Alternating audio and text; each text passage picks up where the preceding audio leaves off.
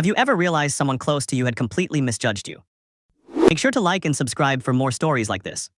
I had no idea that in 10 minutes I'd be sitting in the back of a car I couldn't get out of, realizing the person I thought was my closest friend had been lying to me for months. It started as a normal Friday night, our usual group, Kara's Kitchen. Same playlist she's had on rotation since 2021, same bottles of wine. Then Jess arrived, and she brought someone new. His name was Dom, and from the second he walked in, something felt off. Not threatening off, just watchful. He asked questions that landed a beat too late, like he already knew the answers. But I told myself I was being paranoid because Jess vouched for him, and I trusted Jess completely. That's the part that still gets me. By 11 p.m., Kara had suggested we move to a bar across town, and Dom offered to drive me and Jess since we lived in the same direction. I didn't think twice. Pulled away from the curb, and I was in the middle of a story about work when I realized we weren't heading toward the high street.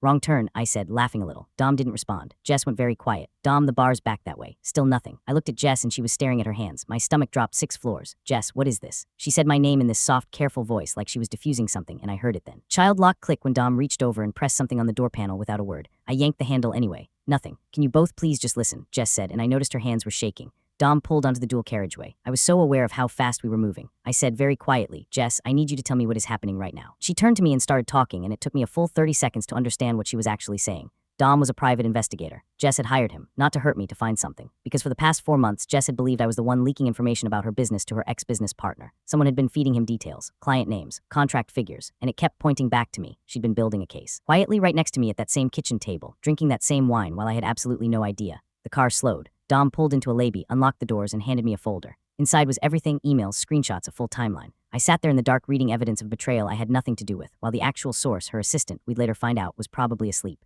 Jess kept saying she was sorry. Dom kept saying nothing. I kept thinking about every conversation we'd had in the last 4 months and trying to find the moment her face changed. Eventually, I closed the folder and said, so the bar's off then. Apparently, when your best friend thinks you've been sabotaging her livelihood, you do not get a cocktail.